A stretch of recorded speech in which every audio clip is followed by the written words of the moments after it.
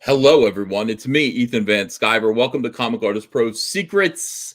I'm your host, world's most, charming, world's most, elegant and eloquent. And of course, my most precious virtue is my humility. Yeah, I'm very humble. Hello, Jabba the Cuck. He's in here today saying that Cecil is terrible at campaigning. Terrible. Well, Cecil's out skiing right now. Hello, Concrete Leper. Hello, everyone. Let's see. Just watching your video from this morning. People are instantly disliking this video. That's not good. Don't dislike this video. Like this video. Please give it a thumbs up. That would be good. If you guys interact with this video in a positive way, why it'll mean wonderful things for this channel and for everyone all over the world. I just posted a video about DC Comics and their 5G program, which is, I think they're changing it to call it Generation 5, which is probably smart because from what I understand, man, 5G, which is something I was kind of looking forward to. I like the idea of 5G. But 5G seems to me now that it will explode your head. It's going to irradiate your head and kill you. People are going to get cancer from it. So I guess that's not such a good thing. Angry Bannerling says, praise the sun. All right. Well, praise you. Thank you for $2. I appreciate you. No way. Sinestro Corps War. That's insane. Yeah. It's not insane. It's actually pretty practical, and that is what we're going to talk about, I guess, today. I could have made a video about this, but I don't know. Let's a live stream seemed appropriate. A lot of people were saying, "Where are your live streams? We miss you." Well, it was only one day. I mean, I spent yesterday only making videos and then doing other various kinds of work. Artwork, but let's see. Hey, Dositsu, look at that rainbow covered shit. I love it, man. Everybody has creative avatars. There are so many people here who they're all individuals. Simon Olivier says Jabba's 4 sock puppet accounts and Methwin on the dislike button. Those are the people who disliked the stream already. Oh, okay, yeah. Methwin did. Oh my goodness, not Methwin. Somebody sent me a video of Mike S. Miller eating chips. And I was like, what is going on? Like, people have time to do this? People have time to make videos of other people eating chips? Look at this. This is terrible. Hold on. This is called, and it's even called Chips. I opened it because I thought it was the old TV show.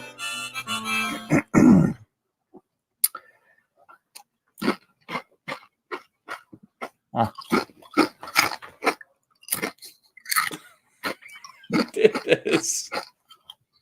Well,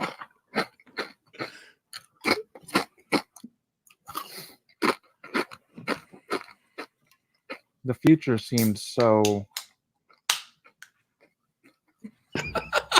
What?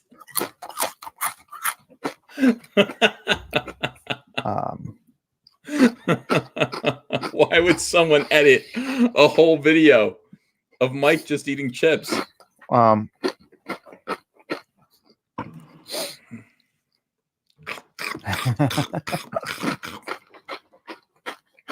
This isn't fair. I want chips. I'd tell you to like and share, but I honestly don't care. I don't.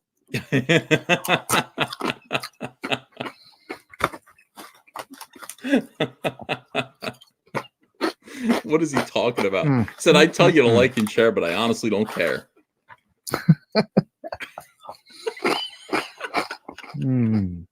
These chips are so good. It drives me bananas. Oh, Mike's live streams have gotten very boring. No, I'm not going to stop. We're going to keep going. I don't know. This is the whole bag of chips.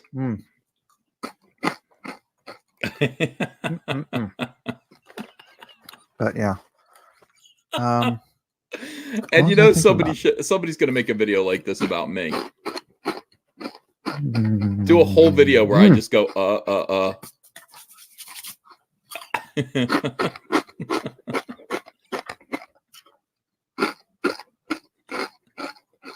I'm not going to stop. We're going to watch the whole video.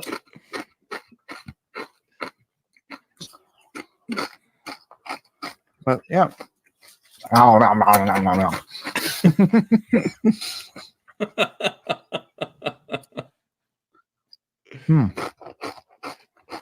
People are screaming, enough, enough. Please. No, not enough.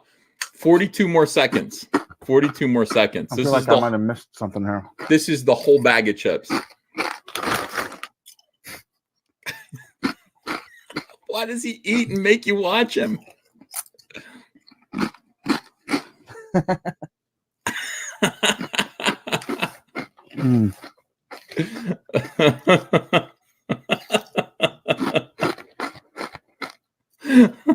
Play it on a loop just in the background. I'm done with my Tostitos now.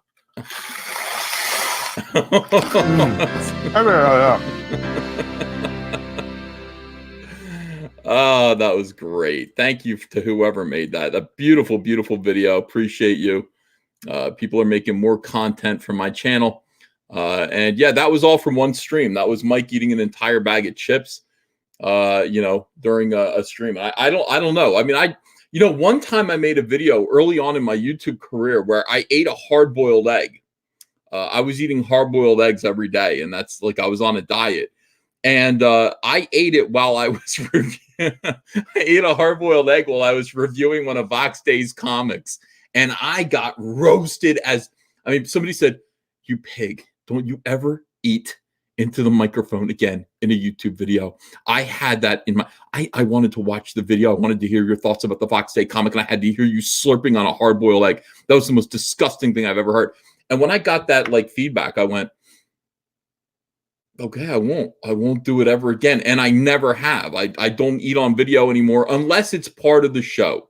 One time I ate an entire apple pie on the video because that was part of the show. I was supposed to be eating, an apple pie. So that was all fine and good. Hey, Charlie's London's here. Thanks for $4.99. Oh, I'm gone. Charlie's London, you're okay. Let me get my super chat window up because I meant to read that and then it just disappeared instantly.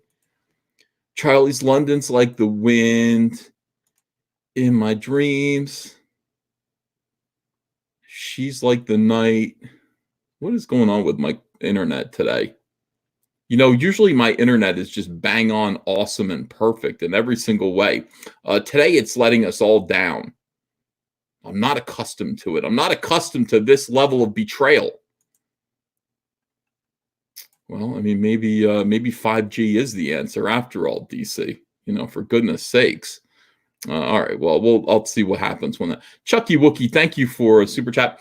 Uncle E only bought one copy of the Salamandroid Chromium cover with ash cans, but got two. One from you and one from the Fulfillment Center. I can send one back if you need it.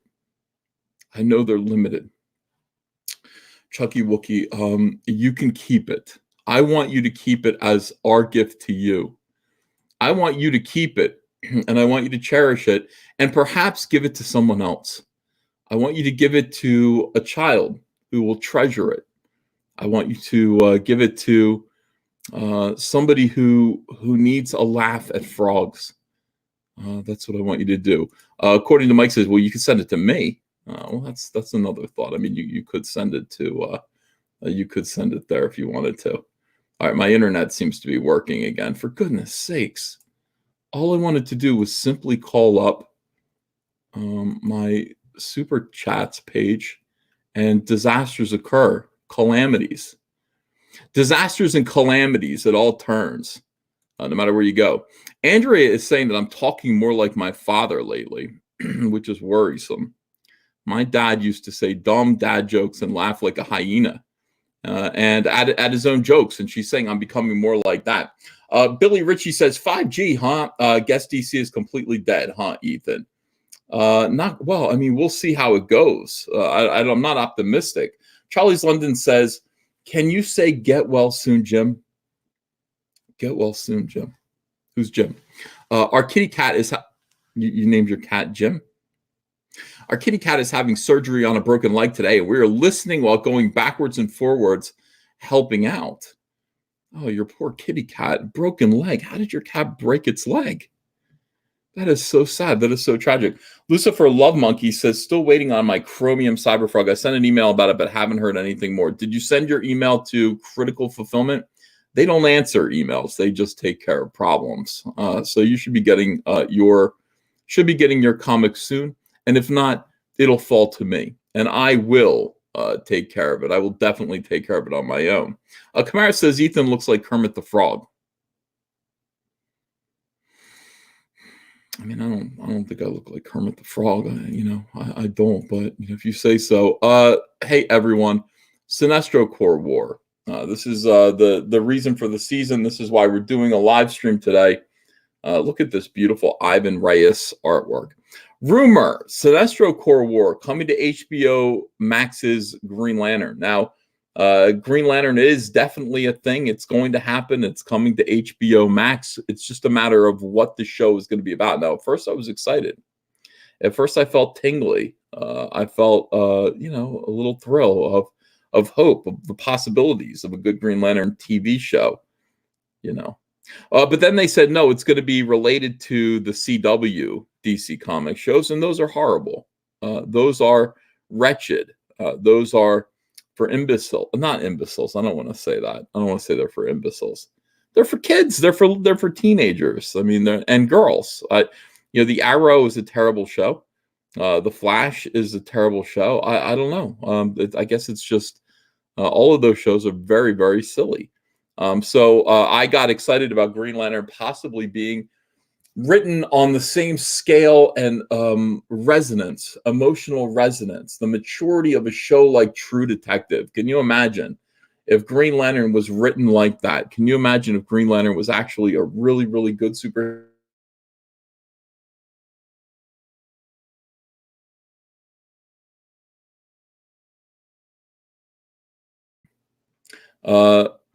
No, those dreams were crushed when they said, no, it's going to be like a CW show. So then why put it on HBO Max? Why not put it? HBO Max means a lot, right? HBO means for it's, it's for adults. And then Max means it's for super adults. HBO that it could possibly be. How could it be the most HBO that it could possibly be and also be a CW show? Outrageous. Pisses me off every single day. Yeah. Am I frozen? Am I frozen? Do you want to build a snowman? Do you want to build a snowman? All right, am I back? Oh, good morning. Hello. No, it's fine now. Okay. Oh, you had to hear me saying about snowman. All right, so it's horrible. This is a horrible thing. And here we have, an article on Bounding Into Comics, which is the most reliable website that is comic book related. It says the first major storyline for the Green Lantern series produced by Greg Berlanti coming to HBO Max could be based on the Sinestro Corps War. What is the Sinestro Corps War? Sinestro Corps War was a project that I did with Jeff Johns. Others were involved. I don't remember who they were. But it was, again, it was, I was nominated for an Eisner for it. And yet I don't sit in Artist Alley with a little piece of paper with a handwritten slogan that says Eisner nominee or Eisner nominated. No, I lost the Eisner. It's not an honor to be nominated. It's a dishonor to be dominated. If you lose the Eisner, you cannot brag about it. What an icy cold day that was. That summer in San Diego when I sat at the table. When I sat at the table with My Chemical Romance. Yes, they were sitting at my table. My Chemical Romance. And I was nominated for an Eisner and I lost it. I'll never forget it. Do you ever win? No, I never win. No, I always win, except for that one time. Okay, so so that's what it was about. I said to Jeff Johns, I said, how many yellow rings are there? How come there aren't more yellow rings? And then it led to Sinestro Corps War. All right, Scooper Mikey Sutton. always trusted a guy named Mikey, shared in his Geekosity Facebook page that Berlanti is planning to adapt the Sinestro Corps War for HBO Max. The budget will be quote unquote superior to the 2011 Green Lantern movie, co-written by Berlanti, one of the biggest atrocities of all time. It will star Ryan Reynolds as Hal Jordan. It'll star Mark Strong. No. This is the old movie. Okay, for goodness sakes. The 2011 movie. Hopefully Ryan Reynolds is not going to be in this, and neither is Mark Strong. Moreover, the tone will be serious, unlike the film. Yeah, the film was for jackasses. And look, here is the cover. Oh no, you made Sinestro look like Hitler. Yeah, a little bit. Well, they said, Ethan, the haircut's pushing it. I said, what do you mean? The haircut's a little bit on the money, Ethan. It is? Well, I mean, I didn't do that. I gave him I didn't change the mustache. Yeah, but what about the armband, Ethan? What about the armband? Well, what are you going to do? It worked. People loved it. People absolutely loved this version of Sinestro. Now, of course, they panicked and returned Sinestro back to the way he was. Here's something interesting for artists. You see this dot in the middle of his nose? That dot is where I put my compass. That's the compass needle in order to make the circle around his head perfectly centered. And there it is. I put a hole in the paper, and now it's right in the center of his nose. That's where I put the compass needle, and it ended up in the final piece of artwork. So that's a little piece of trivia for you guys. I blame myself. Some of you out there are like, hey, who's to blame? Me, I am. I'm to blame. All right, so this is Sinestro as redesigned by me. This is the Sinestro Corps symbol as designed by me and is worn on T-shirts by hundreds of people.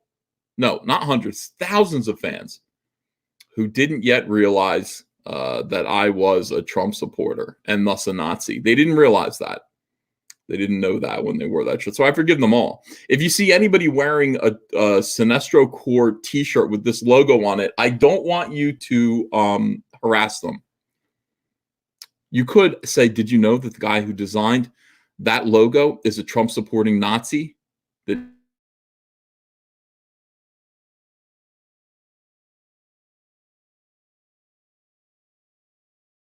Job. Cancel culture can't exist without you and your participation. If you don't let people know that they're about to be canceled, if you don't let people know, if you don't warn people about toxic people like me, cancel culture can't exist. So it's on everybody's shoulders. It's on everybody's shoulders. That's what this represents here. This is the shoulders of cancel culture. This is all of us being crucified by cancel culture. I knew it way back then. I knew it back in 2007 when I drew this. Right through the hearts. Right through the heart. Yeah. All right. Why am I always frozen? All right. So yes, F Moose. Right there. Sutton says the usual human lanterns of section 2814, that being Hal Jordan, Kyle Rayner, and John Stewart. I always want to call Kyle Ritter Kyle Rayner. I'm lucky that I don't. I don't think I ever have made that mistake, but I almost have a few times. So these three will be key to the story, and the full scoop is below. Here we go. Scoop. The day after Valentine's Day. Yeah, the day after Valentine's Day, everyone. Sinestro sees no brightest days. I think I'm going to read this with a lisp. It's nothing personal, Mike. Yeah, I don't know you. Sinestro sees no brightest days. In the beginning, that wasn't the case. All Sinestro was once a Green Lantern, a friend and mentor to Hal Jordan, something which is being developed in Greg Berlanti's Green Lantern TV series for HBO Max. It's been nearly a decade since the Green Lantern film crashed and burned with critics and audiences, now rendered a comedy bit for Ryan Reynolds, who treats it like a bad one-night stand after a drunken fiasco. Berlanti's original script for that movie was mutilated by studio interference, but his love for the franchise will finally see full bloom with his tainted version. vision. Berlanti is planning to adapt the Sinestro Corps War for HBO Max with a superior budget and serious tone. The Jeff Johns, Dave Gibbons co-written miniseries was a smash in comicdom in 2007, and it will finally see the light on the streaming screen. What do you guys think so far? Yeah. Somebody goes, Uncle Ethan, you know Berlanti's a homosexual, right? No, I didn't know that. It's not what he told me when I asked him out. So I'll try not to take that personally. This is not Greg Berlanti's voice. This is the voice of Mikey Sutton. Okay? This is Mikey Sutton. Who I don't know his sexual preference. I have no idea. I don't know anything about his sexuality. I just like to talk like this. The Sinestro Corps War is being planned to feature Jordan. Now I'm getting kind of what's that guy's name who played what's that Paul Lind. Now I'm becoming Paul Lind a little bit. The Sinestro Corps War is being planned to feature Jordan, Jon Stewart, and Kyle Rayner as the main human leads. Whether Stewart is John Diggle from the CW remains to be seen, as Berlanti has massive plans for him and a Blackest Night crossover for that network. You're fly in the ointment, Mikey Sutton. Yeah, so absolutely fantastic news for everyone. Everyone involved is going to succeed here. Everyone involved is going to succeed gloriously. Everyone involved with this project. He notes, too, that Arrow's John Diggle, whose surname is also Stewart, played by David Ramsey, has the potential of crossing over to HBO Max, but alleged plans for him on the CW may take precedence. How about not? Diggle received a box from outer space with glowing green contents in Arrow's finale. Well, maybe it was nuclear waste, implying that he is anointed the Green Lantern of Earth Prime in the Arrowverse. Whatever. A show of his own is rumored, as pitched or perhaps in development at CW, and he will be a lead character if Berlanti reworks Blackest Night as a crossover saga. While not entirely confirmed, this scoop was also covered by Mundane Matt Jarbo, Mundane Matt of YouTube's $3 Theater, which pointed out a grain of truth in it as reported by Deadline. Here's Mundane Matt. All right, what does Mundane Matt have to say about this? God almighty. Well, if Mundane Matt is covering this, it's got to be true. It's really got to be true. Let's find out here. Mundane Matt is where it's at. All right. It's real. Sorry. Started watching Mundane Matt.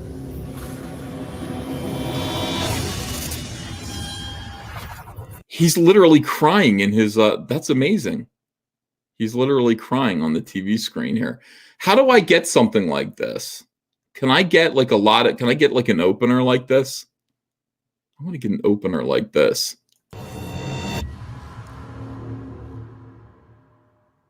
Hey, what's going on, everyone? How you guys doing today? My name is Matt Jarbo. This is $3 Theater, and you might be asking yourself, who is this handsome, striking man next to Supergirl on the screen? This is Mikey Sutton, who is a friend of mine, and he is now, I would argue, probably the all right. That's enough. Mikey on Twitter. They like to do this all the time.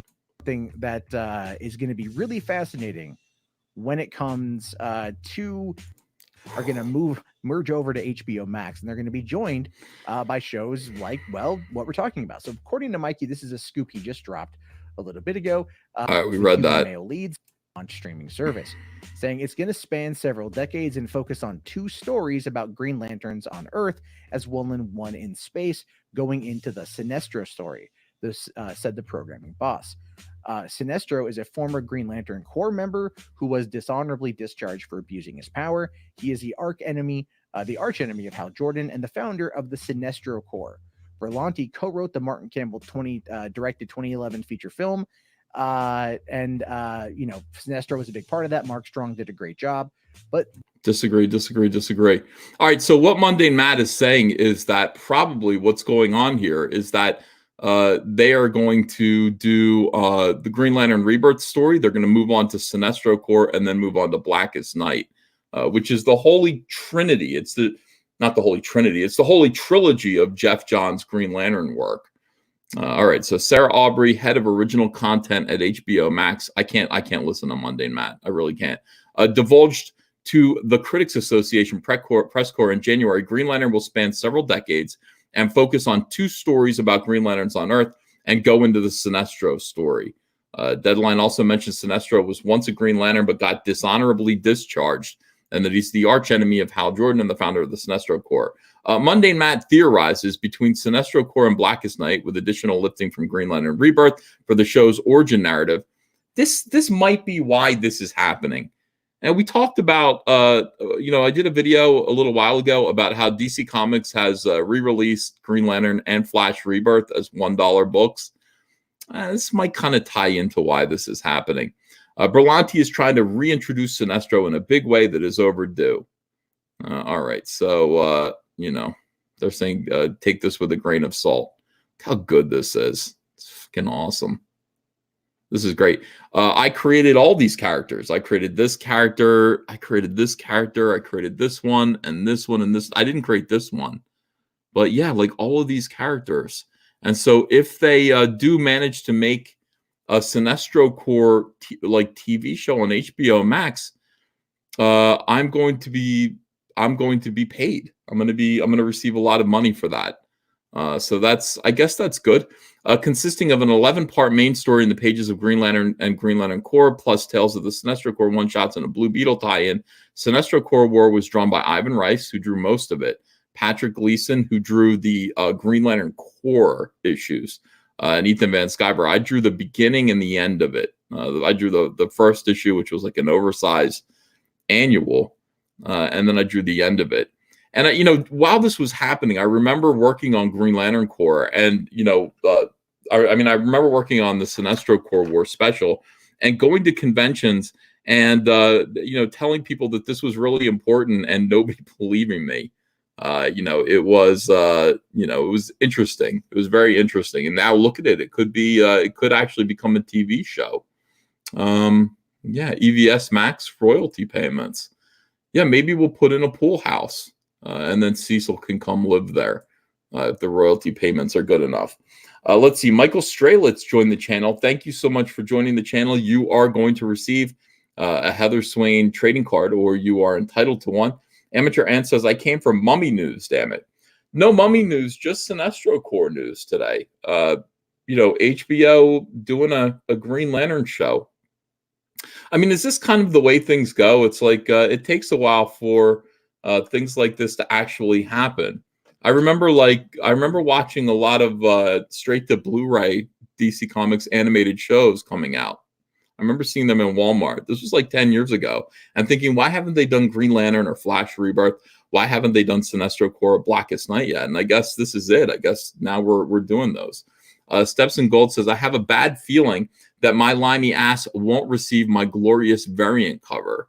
Steps in Gold, why wouldn't you get your glorious variant cover? Of course you will. The Buzz General and J-Team says, did you delete all your live streams? And then shakes fist.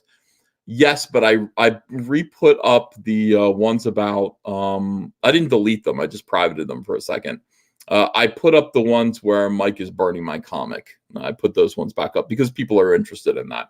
Loch Ness Yoshi says, yo, Big E, I've been on a diet and I've lost 10 pounds so far. I've been promoting your book with my friends as well. Keep being toasty, bro. Hey, Loch Ness Yoshi, congratulations. I'll lose that weight. Lucifer Love Monkey says, the Green Lantern movie is proof there is a God and he hates us. I still haven't seen it all the way through. I should watch that movie. Daxamite says, don't launch Cyberfrog 5G on Kickstarter. That would be funny, actually. Cyberfrog 5G. Cecil of Christmas Past says, why not double down and make a show based on 5G GL? Yeah, why not? See, that's a good question. Why wouldn't you, if you truly believe in what you're doing, why not put this new girl in there? and she looks weird. Let me see. Somebody had a picture of it, and it looked pretty goofy to me. Let me see if I can find it real quick. How come everything is? Oh, here it is. Yeah. All right. So, right there. So Brian Michael Bendis created the new Green Lantern. She's going to be taking over for, Green Lantern. She's replacing Hal Jordan. Here she is right here. Somebody said that she looks like a Starbucks barista, and so they took her symbol off her chest and put a Starbucks logo there. I have to admit, it works. She actually does look like a Starbucks barista. Bendis does this same character over and over and over again. Teenage, super smart, totally awesome, sociopathic black girl. Yeah, she's they put a coffee in her hand. So good. I mean, whoever did that is absolutely genius. Well done. But yeah, this is going to be for DC's 5G event. Forget about all this. Like, you're looking at Sinestro here. You're looking at Jessica Cruz. You're looking at Abin Sur. You're looking at Kyle Rayner, Guy Gardner, Simon Baz, John Stewart. You're looking at Hal Jordan, and you're looking at Alan Scott, the very first Green Lantern, with one of the worst costumes ever. The thing about working at DC Comics, though, and being a DC fan, is that you lose your objective sense of what's horrible and what's okay. I mean, when I first saw this, I said, this is the worst costume I've ever seen in my life. But now it looks okay to me. When I first saw it, I said, it's ridiculous. It's green and red and purple and yellow. Why are there so many colors? Why is he Green Lantern and he has a red shirt? None of this makes any sense to me. Now, what the purple cape with the green lining inside? It's too many colors. It's too many colors. But now I look at it and I go, oh yeah, that's our boy Alan Scott. He has a weakness to wood. His ring doesn't work on wood. Yeah, it doesn't work on wood. So you look at all these characters here and you're like, oh yeah, this is great. No, this is all going away. It's going to be about this now. This is what it's about. This is Green Lantern now, guys. So all of your power fantasies about being a man and having willpower to accomplish something, wearing a ring, being a fighter pilot, getting rid of fear, because Green Lanterns have no fear. All these guys, all these tough guys that you could relate to, they're all going bye-bye, and this is it now. So prepare for the new Green Lantern. I definitely hope you enjoy it. I'm gonna enjoy watching it happen. Let me see. Charlie's London says, thank you for reading the last super chat. Made my mother-in-law smile, as Jim is her baby. He's named after Jimmy, James Stewart from Rear Window. Yeah, I like that guy. The guy who, my Walmart greeter looks exactly like Jimmy Stewart. And I always tell him that. I'm like, you look and sound just like, Jimmy Stewart, pal. He kind of likes it. John Malin says that it's his dream. He keeps like doing little write-ins of his own little fantasies. I guess it is odd indeed. I want to thank everybody for backing all of the comics that we're promoting right now, but especially most especially Cyberfrog Unforgettable Tales 1 and 2. This just passed $40,000 today. I woke up this morning to $40,000 and I was like, oh my goodness, and 650 backers. Thank you guys so much. We're now just a little bit away. Wow, we're just, I don't know, I think $50,000 is possible now. In fact, it's likely. I mean, in 28 days, we could probably make it to $50,000. In which case, we're going to be publishing these covers here, this one and this one. They're going to all be foil embossed, especially enhanced. Embossed means that, these are going to be pushed. These are going to be kind of like 3D. You ever see like greeting cards where, I don't know, like the image is kind of pushed up and out of the, not like a pop-up book, but just kind of, I don't even know what the word for, I don't know how to describe it, but they're going to be bumpy. Okay. Braille versions of these characters. And it's going to be shiny and foil. It's going to be totally awesome. We're going to get there. If we can just get to 50,000, that's going to be a definite reality, and I think we can do it. And then also, I'm going to have somebody put this together for me, get this cover together. This is the Cyberfrog Wrecked Planet preview ashcan. I think if we get to 50,000 on this, maybe the next stretch goal should be to also enhance this, or it should be to do Amphibionics number 2, color that, and make that a freebie giveaway ashcan. That just seems like a good idea to me. And the Salamandroid Blacklight poster, all of this stuff is doing really, really well. We're 3 days into our campaign, and boom, we're at $40,329. Thank you guys for that. The link is in the description if you haven't backed it yet. I mean, pick up a copy of just, the first book or the second book. They're only $10. Get them both for $20, or get all of it. Get it autographed. The featured tier, $100, you get both books and the ashcan autographed. I think that would be. I think you would enjoy that. Hopefully you'll enjoy that. I enjoy seeing Kyle color these books. Just getting colored pages from Kyle Ritter makes all of this worthwhile. It's so fun. All right, let me see what you guys are saying in the chat. If you guys are making fun of me, now is the time. And I will answer your mockery. Kumquat says, when do we get to see Heather topless? Wow, that's... I'm not sure if that's in the future. I'm not sure if we're going to be doing the Heather topless scene. Could happen. I can't really imagine it. No plans at the moment. Backer number 700 says Darth Vader Ginsburg. Any chance for non-Blacklight Sal posters? Yeah, I got to put those up. I might do a very limited run of those, maybe like 100 of them. And are you backer 700? How could you be backer 700? I don't think we've had 700 sales yet. 700 backers. It says 652 backers. That's weird. Wait, let me see something here. How does that work? Because you might be right.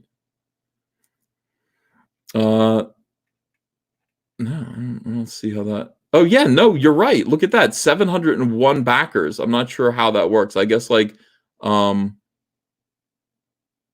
don't know how that works. There are currently 701 backers, and there are only 664 contributions. So I'm confused. Jay Lee is the great different, says Mike Strelitz. I feel like I know what you mean, but I'm not quite sure. Jay Lee's artwork is uniquely beautiful. I will say that. It's really neat. It's gothic. It looks old-fashioned. It looks spooky. I really dig it. I'm grateful that he did. I'm grateful that he did some covers for Cyberfrog. Definitely. Somebody wants Ruth Bader Ginsburg topless. I mean, I'd be willing to do that. I would definitely be willing to draw that. I'd probably be willing to draw that before Heather. Edgar Tarley says Kelsey Shannon will draw Heather Swain topless for free. Hey, thank you, Kelsey. I appreciate that. Somebody says, why would someone want a non-Blacklight poster? Well, because probably the colors will be consistent to what Kyle put down. And maybe you don't want a Blacklight poster. I'm not sure. Let me see. Zach needs help with his war campaign. Expenses are piling up. Yeah, that's a weird thing that's going on right now. Zach is actually meeting with some opposition from Comicsgate, or former Comicsgaters who have now become anti-Comicsgate, are now kind of refusing to support Zach's war chest in his legal battle against Mark Waid. And I guess I suspected that this would happen because it's a long drawn out fight. I mean, the Mark Waid situation is, look, it's going to be another 14 months. It's been going on for a long, long time. And it's almost like these situations are meant to wear you down. Mark Waid is intentionally avoiding getting into a courtroom with Zach. He's doing everything that he can to dispirit him. And my personal feeling about it is that this is a legal case that needs to be won.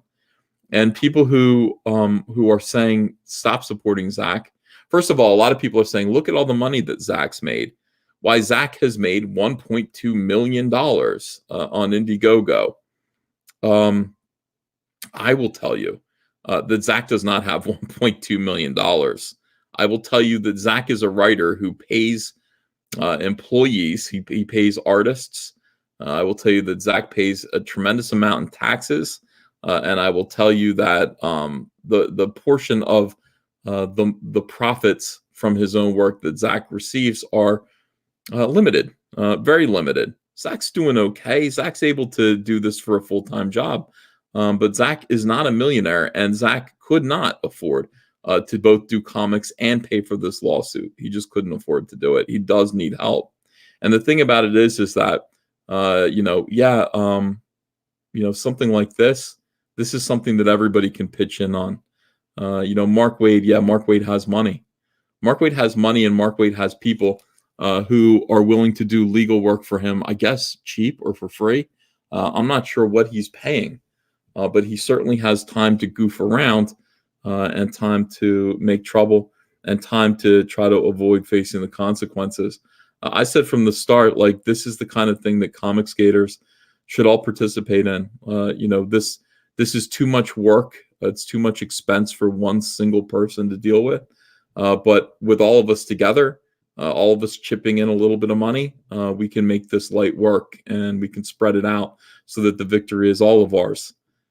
It's a shame that I have to say this. It's a shame that I have to explain why this is important again, because there are, I would say, creepy, nefarious voices that are trying to dispirit Comicsgate from the very central founding principle that we were formed to combat and fight against. This one war needs to be won.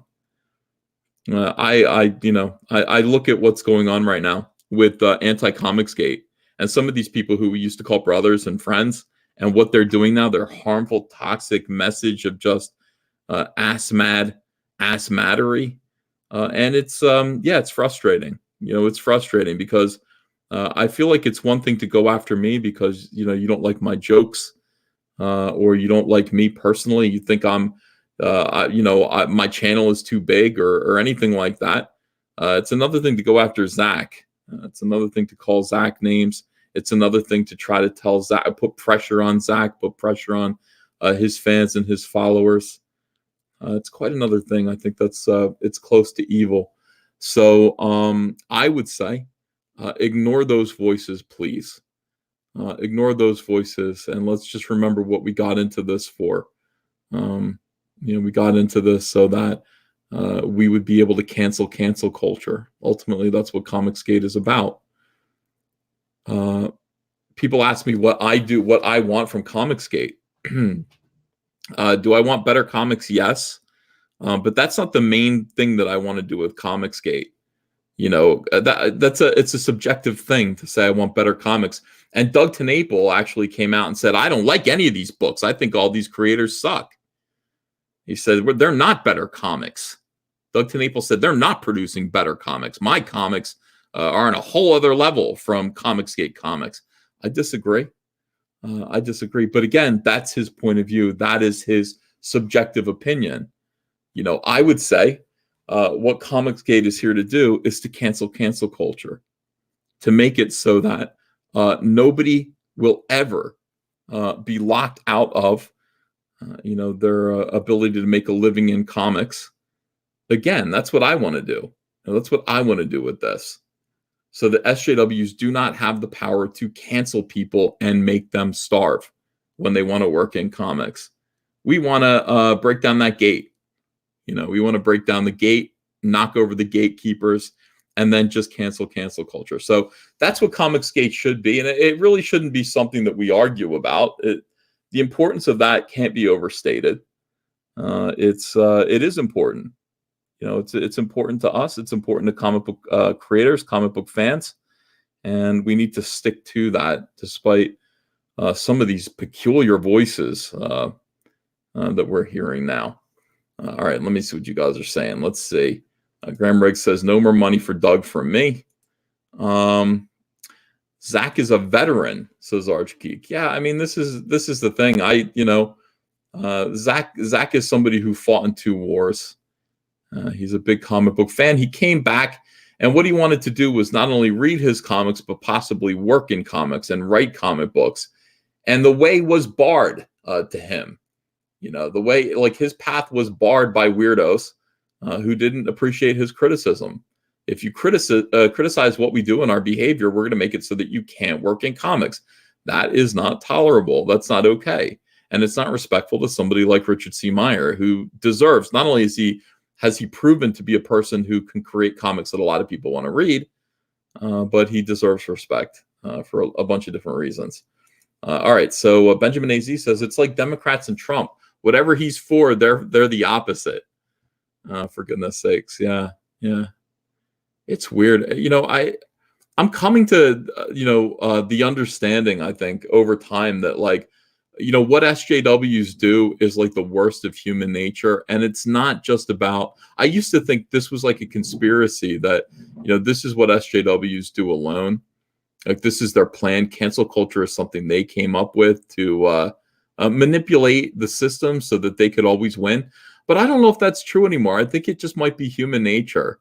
I think cancel culture might just be something that people engage in, and it is the worst of human nature.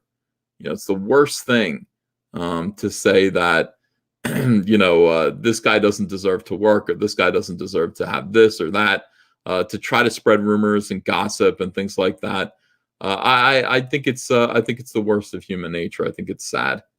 Let's see. Billy Tucci's in here. He says, just say no to cancel culture. Yeah, that's something that we can do together. We don't have to all get along. We don't have to all agree. I don't want to agree with those people. I don't want to cancel them either, though. I don't want to cancel, even the SJWs who are working in the mainstream. I think the mainstream is going to cancel itself. But I think that we can make it so that nobody has the power to eliminate someone else's job for any reason at all. And I think that's cool. But again, we don't have to all get along. It's cool. Let's see. Kenneth Brent says, E, you're here. I needed a stream today. Yeah, I felt like I better do one. I feel like I'm doing recorded videos, and I'm also going to do, I'll still do daily live streams.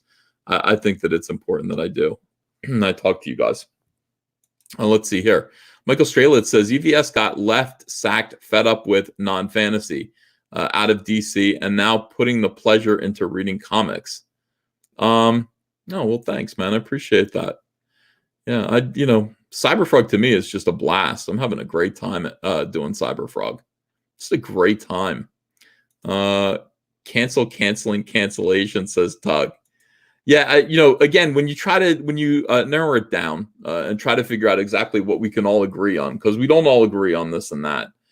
I've said over and over again that like I don't want religion, and I think people should watch their mouth about religion and politics, if only because it's bad for business. It's like trying to make your comics political is bad for business. But it's your business. I mean, if you want to do it, you can do it. When it comes to indie comics, if you want to limit your audience that way, you're allowed to do it. I just think that it's a bad idea. I think it's like the opposite of what Comicsgate, from my perspective, is meant to do. We're trying to open up comics to the widest possible audience and create things that everybody will want to read. So, when you have political opinions and religious opinions that you want to put into your comics, I guess Godspeed. I guess go do it. But it's not ultimately. It's not the best idea for selling the most comics. Having said that, so we can disagree. But having said that, the one thing that we should definitely agree with is the cancel culture is evil. Billy Tucci says gatekeeping and cancel culture equals losers. Be better. Let's see. Ethan's hair is canceling itself. I know, it's awful. I might do it though. $20,000 to get hair plugs, and then I can get a mullet. It's like let me tell you something. If I did get hair plugs, I would not waste that opportunity. If I got hair plugs, I would certainly, in short order, grow my hair out long. No, not Propecia. Propecia doesn't work. Testify HC says, do it, please. But Never Cold disagrees with you and says that hair plugs are gay. Like that. Do not get hair plugs, says Andino Palacio. You can get a wig for like $20. Oh, I know. I'm still waiting for my wig. I ordered a wig a long time ago, and it should be here. Maybe it'll come today. It's a curly, blonde Howard Stern style wig, like his current haircut. That's curly, but it's like this. Where is it? I ordered it 2 months ago. They said that it was being made of human hair. Well, I want it soon. Andrew and I were sitting there watching. We put on YouTube upstairs, and we were watching not Dancing on Air, not Dance Party USA. We were watching Soul Train. We're watching old Soul Train episodes, and I said I want an afro. You know, and if I had an afro, I would take good care of it. I'd never cut it. And she said, you used to have an afro. You used to have a big afro. She said, I saw the pictures, what your mom did to you. You look like a dandelion. I said, oh, yeah. Used to have an afro. I wish I still had it. Eric Vader says, I have too much hair. I will lend you mine. Thanks, but no thanks. Okay. Thanks, but no thanks to the idea of hair. John Mellon says, Ethan demands scalps. John, are you around? You want to come in here and chat and hang out? I'm going to send you the link. I miss John Mellon. I also miss Cecil. I don't know where Cecil even is. And where the hell is Cecil? He's skiing somewhere. He won't tell me where he's skiing. You know, I told him it's like the 22-year anniversary. 22-year anniversary of Sonny Bono's ski accident. Well, that didn't deter him a bit. John, I sent it in the Jack show. I wonder if Billy Tucci wants to come in. I don't know. I'm going to be on Billy Tucci's show tomorrow, I think, with Richard C. Meyer. You know, your boy Zach. All right, John Mellon's going to come in here for a little bit. Let's see. I miss Art Thibert. Please invite him on the show more. Is Art watching? I can have Art in here. I like Art. Let me see. Let me invite Art Thibert in. I like him too.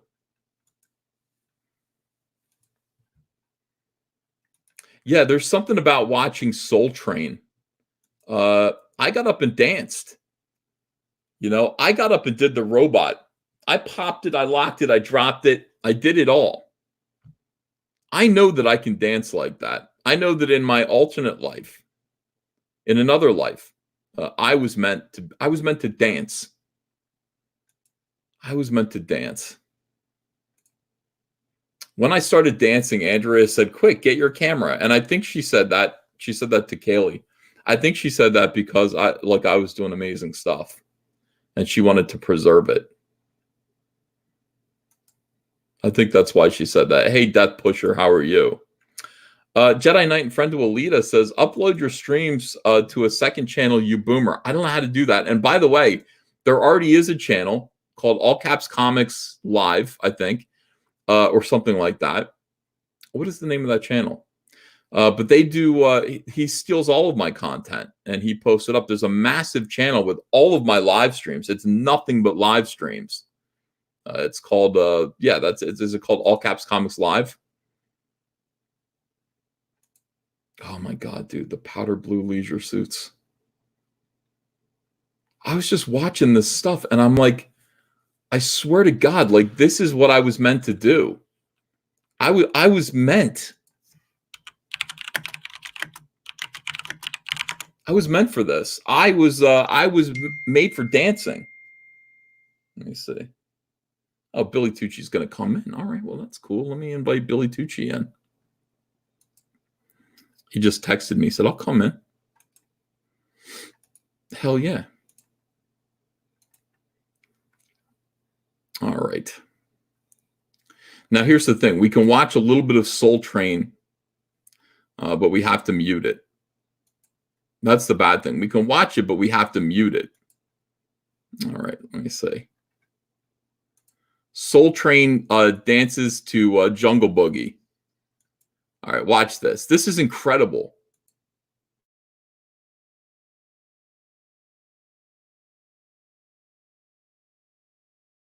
never deplatform me if I had shoes like that.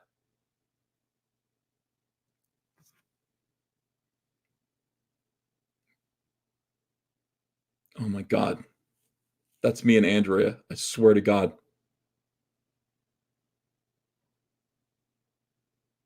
Yeah. Jungle Boogie. Jungle Boogie. Holy shit. And they could dress back then too, man. The 70s were fun. These people didn't know what was coming up. These people had no idea about our problems. You know, they were just having a good time on Soul Train. They were just having a good time on Soul Train. Let's see. Blarful says 70s were shit. You mean the shit. You mean the shit. Yeah.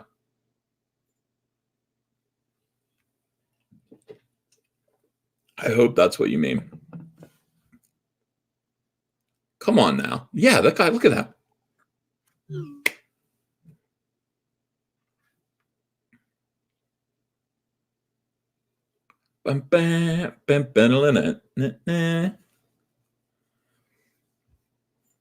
Hey, Billy, I sent your link into Twitter. I sent it to the Crowdfunding Comics Twitter thing. I think you're in there.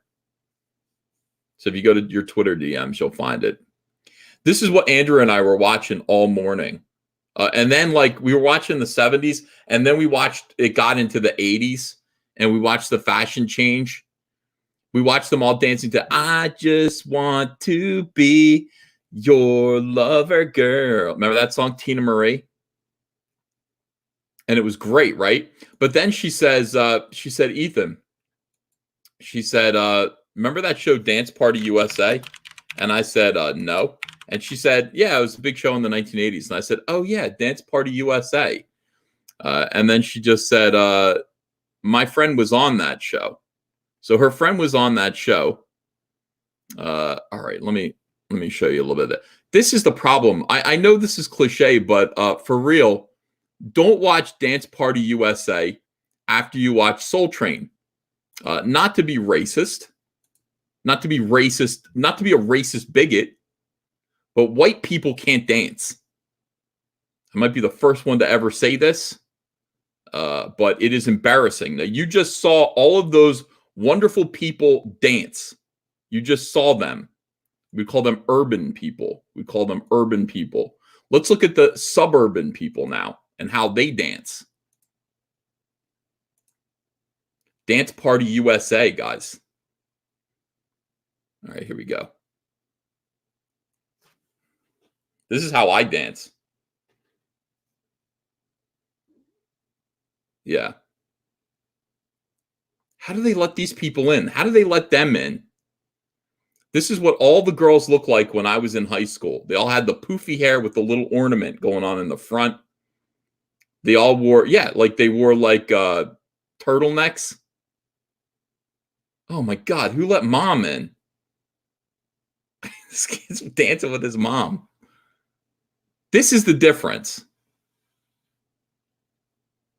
This is absolutely the difference. Yeah, this is the late 80s here, I think. By the way, the song they're dancing to is, I guess it's by the Covergirls. I don't know.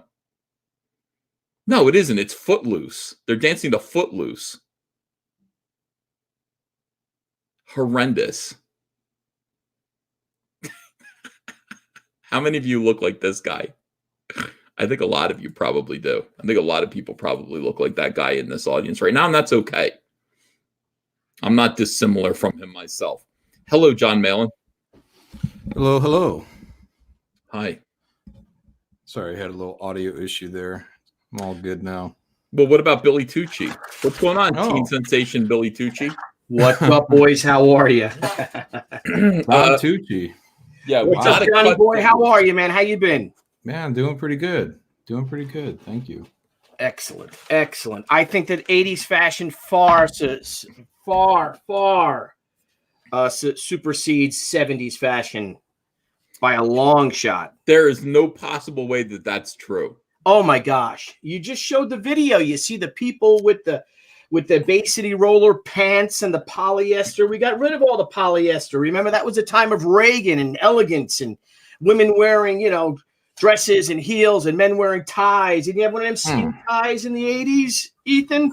When you were a young lass? A young lass? When you were a young lad. Thank you. No, here's what I want to say, Billy. I want to say that as I'm watching Soul Train and I'm watching the fashion, I'm envying the fashion. Yeah. This one brother, and by brother, I mean he was a black guy. Oh. Yeah. I don't mean he was my brother. I mean, he was my brother. He was wearing a tuxedo, a white tuxedo with long tails, and he was wearing a vest and white bell bottoms. Okay, can you picture it? I am picturing it, yeah. But no shirt, just the vest, so it's cut down to this, and then a big. Are you okay? Oh, okay. All right. And sorry, Andrea came down, and then like a nice like big gold chain. And I was like, I would wear that today. That is pretty badass, but I think that's the exception. I don't think you want to wear your Bay City roller pants with that. Get a Bay City roller wig too. What is your problem with the Bay City rollers? SATURDAY. Night. Crap. That's crap. Keep on dancing to the rock and roll with Teen Sensation Billy Tucci. Sensation Billy Tucci, the Sean Cassidy of comics. Sean Cassidy is my Twitter friend. No, he's not. Yes, he is. He truly is. Hold on a second. I will prove it. I know you don't believe me. Sean? You collect Sean's. Holy shit! I never even thought about that. I talked to Sean Lennon. I was going to do a project with Sean Lennon back in the 90s. Well, I was about to do one back in yesterday, actually like a month ago. So what happened? He wanted me to help elect. He wanted me to help elect a Democrat. For what? For president. Nah, there's no good Democrats running for president right now. So what's he out of his mind? Who was the Democrat? Who was it? What's her name? Was it Gabby? Gabby Gifford? Gabbard? No. Gabbard? Something. What's her name? Oh, Tulsi Gabbard. Tulsi Gabbard. Yeah. Yeah. Is that who it was? Yeah, it is. Now look at this. Right. Sean Cassidy follows you. Shut up. Met him on a Monday and my heart stood still. To do run, to do run. Absolutely. Somebody told me that his name was Teen Sensation Bill. Thank you. To do run, to do run. Yeah. No. Oh, by the way, I have 16. Remember the one 16? I'm sick of school. I didn't know what I wanted to do. I got a guitar. I got the fever. That's rock and roll. Look at Andy Warhol taking a picture of this young man. That is despicable. It's disturbing, isn't it? It really is. Like it's for his fat file. Like where's his foot? His toe is up in his crotch. Mm-hmm. Oh, playing footsie with him with the nether regions of teen sensation Sean Cassidy. Stop telling me about Andy Warhol. I don't give a shit. I'm working on my 10th cover rough for the Expendables. I'm getting nervous. I like an idea, then I don't like it. I rip them up, I throw them away. I had Sly and Audie Murphy posed here, and I'm like, no, that sucks. Getting rid of it. Now I have them blazing away, killing demonic Nazis and Spartan warriors and samurai and spears and everything. This is very, very nerve-wracking. You know, when you do what's going on. Don't let him work you too hard because he doesn't know what he's talking about. And I will tell you this: I seen. Okay, here it goes. Here's me. I know what's coming. Zach. You know what's coming, right, John? And you were too polite to say anything, and I'm not too polite. No, I agreed. Yeah, okay. I hate Kelsey, so I'm not too polite to tell Kelsey anything. No, here's what I want to say. First of all, Kelsey Shannon is doing a cover or the main cover for this book. Is it the main cover? I don't even know what it is, but it's a big. I ordered it, and the reason why I ordered it is because Kelsey showed me a half-finished sketch or half-finished piece. Right. It was almost done. I mean, it was almost done when I saw it. I said, "That is fucking awesome." I'll describe it. It had Stallone with his gun out, and he's like doing this. No, that was a different one. That's a different one. That was one I saw. That was badass. I'm gonna show. Fuck it. I'm gonna show it. I don't even care. I gotta see it. I need to be inspired. Here comes the dots. Here comes the docs. I know. I'm sorry, but I got to show it because otherwise nobody's going to see this. And you know how Kelsey is. Kelsey will just keep this to himself.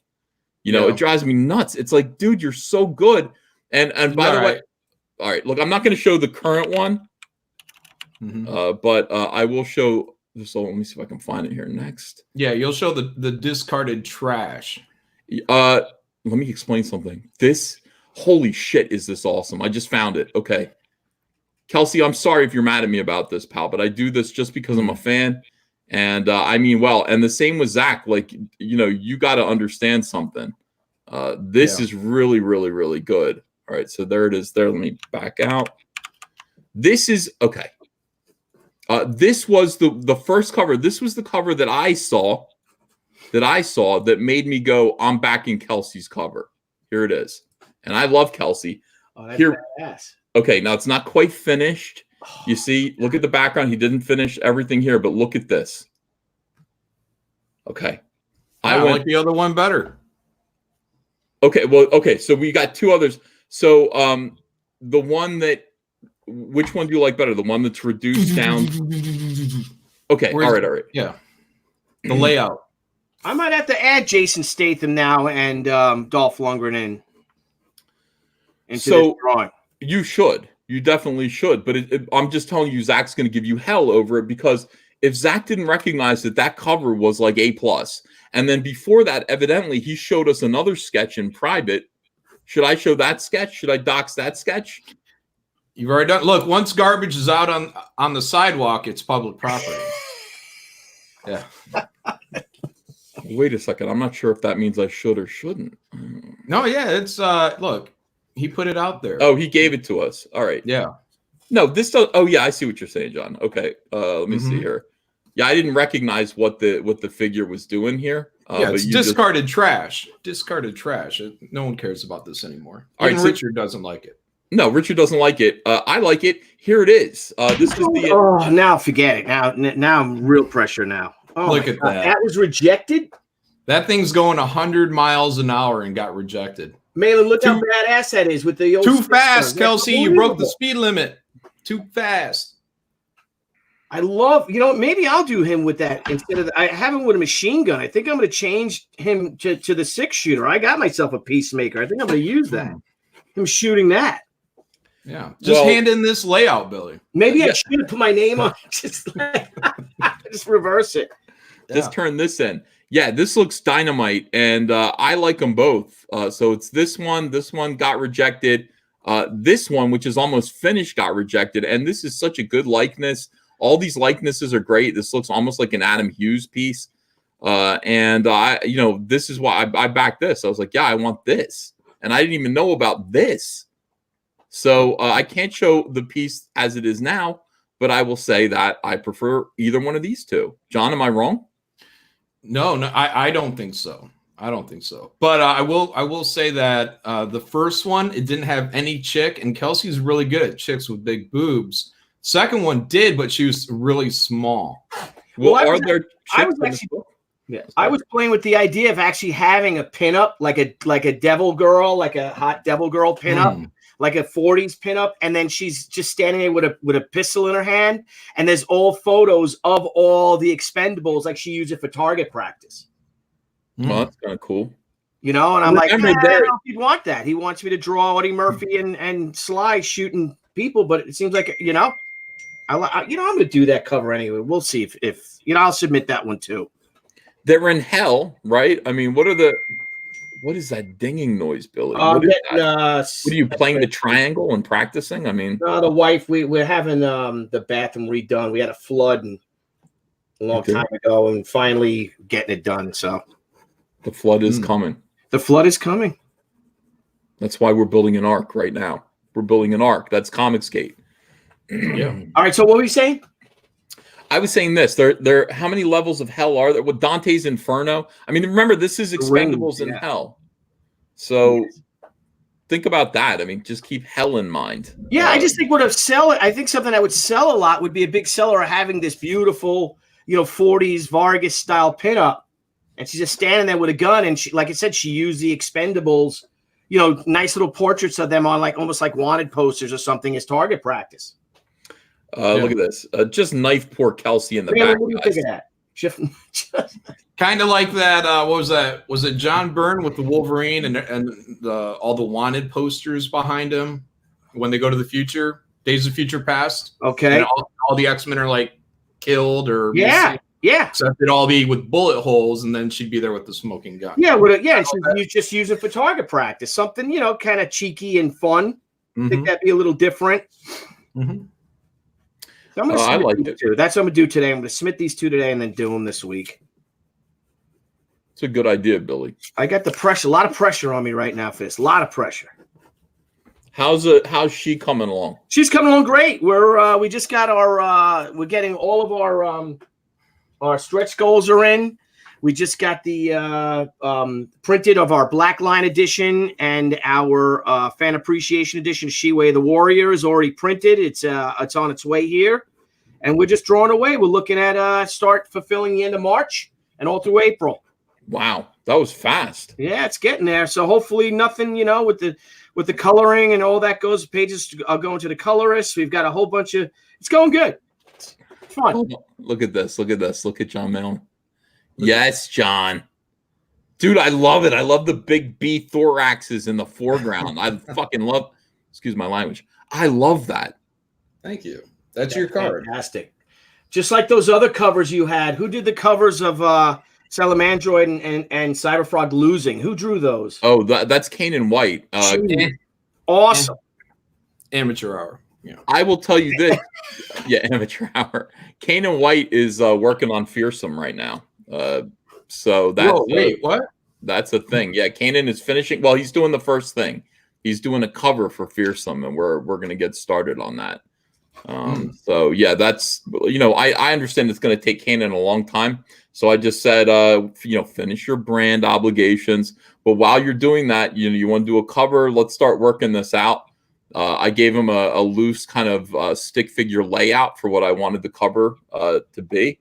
And he's working on it. It's gonna be great. This is Kanan White doing Salamandroid. This card.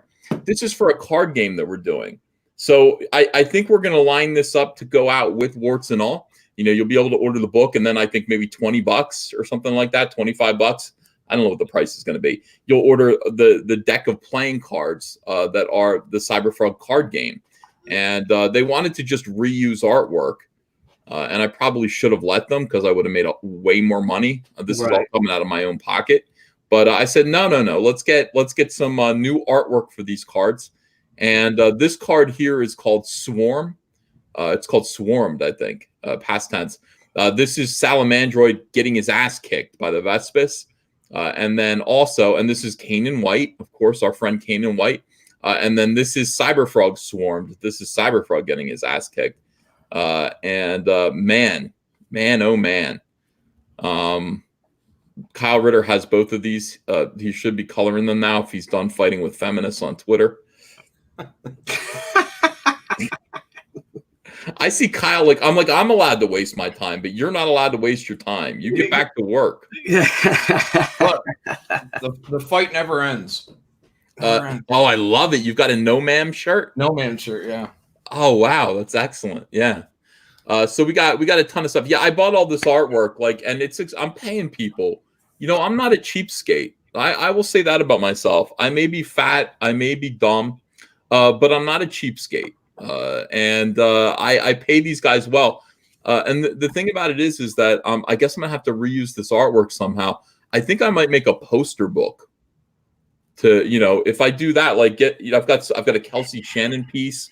I've got these two Kanan pieces. I've got a ton of really, really nice artwork from Carl O'Neill, Carl Rowe, and who else? Who else did something? So many people. I'm going to forget now. John Mellon's piece is going to be is going to be done pretty soon. I might as well just make a big poster book of it all. Go magazine sized, and then just publish all this stuff again so that people can really enjoy it at full size. Yeah, you definitely should. People love books like that. A nice collection of it, an art book. The art of Cyberfrog. Nexus Video points out that Kyle Ritter has been wrestling the Reaper. Yeah, Kyle is close to death at all times. He's been sick like nonstop this winter time. He's got Big guy. Big guy. He's a big guy. Kyle Ritter might die after he creates Starblades. Go back his opus on Indiegogo. Yeah, go back Starblades. And Kyle, don't die until you're done. We got Cyberfrog. Stop thinking of yourself, Kyle. Start thinking a little bit more about me. Yeah. It's all good. I mean, he's got pneumonia, Billy. I mean, Yeah, that's no joke. I had double pneumonia a few years back. That was the last time I was sick, about 3-4 years ago. And it was no joke, man. What do you mean by no joke? You mean I shouldn't laugh about it? No, you could die from that. People die from pneumonia every year. I could see how broken up you are about it. I'm business. I'm all business. Yeah. All business. The bottom line, and that's the bottom line. Where are my colored pages? Where are they? Hey, I'm doing a campaign right now. I just launched a campaign 3 days ago. It's called Cyberfrog. Oh shit.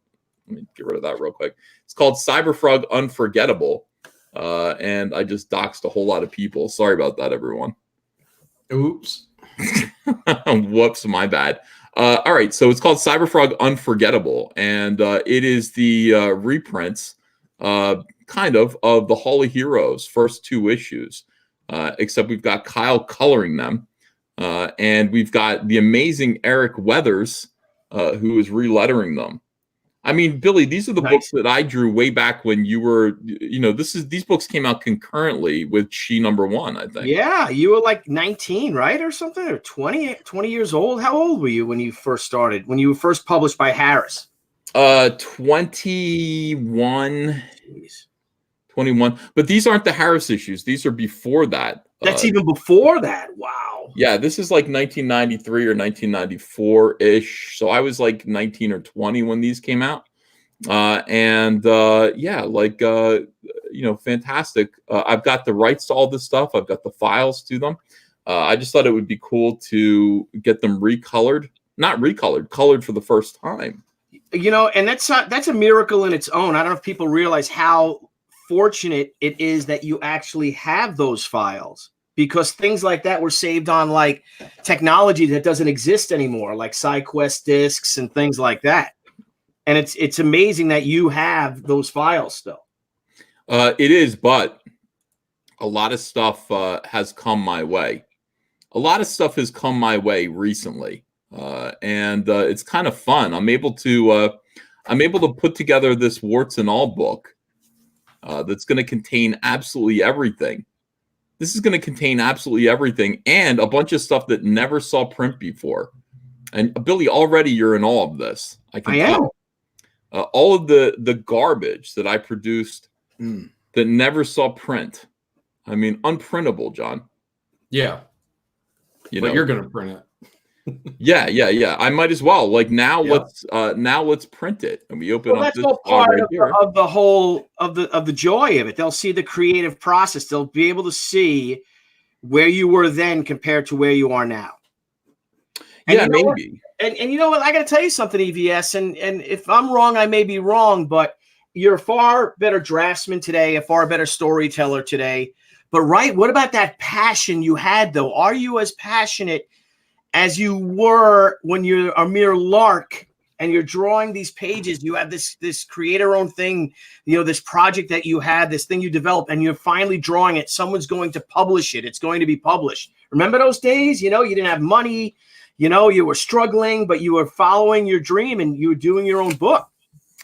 I will say. Yeah, remember when it sucked? Yeah. Remember when you had no money and you weren't very good, but you were excited? Listen, I have always been an unselfish lover. And that's one thing that they determined about me pretty quickly, with the anti-Comicsgate crowd. But even then, and today, I was passionate about Cyberfrog, excited about doing this book. I got this whole file. Look at this. This is straight from Harris Comics. Look at all this stuff. Look at all this stuff that I can print now. Wow. This is, I mean, look at this. Look at this panel, dude. Yes. It's time to get freaky, John. Yeah, that looks cool. I want to get freaky with you. I love it, man. So I got all this stuff all over the place. Look how great that is. Are you going to do a black? Are you going to do a black and white version of it as well? Because it looks fantastic like that. Well, it's going to be in black and white in warts and all. I'm just going to leave everything the way that it was. But look at Heather Swain with her stepfather. This is the whole abusive stepfather sequence here, where he comes in, Heather's mom. He's like got a beer bottle. He's like, "Answer me, you little bitch." And then he says, "Don't you have some cooking to do? Go do it." And he whacks her across the face. Look at that. Wow. Horrible. Heather is, look at Cyberfrog behind the door. She's like, "You fat worthless. You want to hit me you want to hit me like you hit my mom? Why don't you come in here and close the door behind you?" And Cyberfrog's right behind the door. I'm gonna fucking tell your stepdad to. Yeah, it's a trap. Look, he didn't take it though. Look at him. He's because he's a coward. Coward. Yeah, total coward. So we got that. Look at this beautiful Salamandroid shot here. All this stuff is going to see print. We're going to print all of this stuff in warts and all. Look at David Bogart. Remember him? Yeah. David Bogart is going to be in warts and all. Let's see here. What else is in this mess? Here's the Harris Comics logo, Cyberfrog logo, wraparound cover, Trent Kanuga artwork. Oh, whatever happened to him? He had what was the name of his book he had? Creed, yeah. Creed, yes. Yeah. He's a video game guy now. He worked on Overwatch, I think. Good for him. Yeah, he was a nice kid. Yeah, he's good. Here's an unseen Cyberfrog versus Creed cover. Like, I forgot I even did this. Like, this is cool. Like, we got to actually put this stuff out.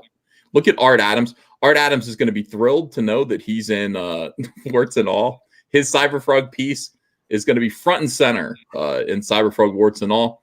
Here's some of Cyberfrog Zero is in here. Look at the logo. Here, I mean, just old, unprintable, weird stuff. Here's some of Cyberfrog #1. The Walt Simonson cover without any logo on it. I've got all these files, Billy. Wow. Look at these bookmark possibilities here. More unseen Cyberfrog stuff. Cyberfrog. Here's the action figure design. Nice. And they made this. This is Playmates Toys actually made this action figure. I've shown it many times. See all that passion? Look at all that passion. Yeah, look at it all. This is the thing. I turned in this stuff to Harris Comics, and they were just like, "Well, the computer coloring was brand new." Do you remember computer coloring being new? I do. And the first 2 issues of She, I didn't trust computer coloring, and it was hand colored. I mean, and it looks good, and thank goodness that you did, because look at this. Like, this was their first. Like, they said, "Give us the black and white of this cover. We're gonna run it through a computer." I said, "Oh my god, computer coloring on Cyberfrog? Yes, please." And then this comes back. Look, his teeth are green. Yeah, they got them all wrong. What the hell is this? Yeah, see, yeah, we did that. We had a disaster for our first 2 issues of computer coloring. And then I went to Top Cow and Silvestri. You know, I became friends with him. I was hanging out with him in San Diego, me dropping names in '94. And he's like, "Why don't you let us color your book?" So finally, they were free enough to do it. And I guess the book got successful enough that he wanted to do it. And then it was like the floodgates opened. You know, it was life changing, earth shattering, if you will. It was, and like that changed because it was good. Oh, it was great. Yeah. Okay. The first two issues we had colored were not good at all. They were muddy, and it was just a disaster. And I was like, "See, I shouldn't be doing this. I want to do old school comics." And then I kept looking at that great image stuff. I'm like, "Why can't my books look like this?" Kyle Ritter's in the chat. He says, "Red belt. Should I try this?" No, Kyle, do not make his belt red. Look at this. Someone else took a shot at it. It's like, here's the punchline. Cyberfrog. It's not what you might think. Yeah, that makes me want to buy it right there. Great slogan there. Cyberfrog. It's not what you might think.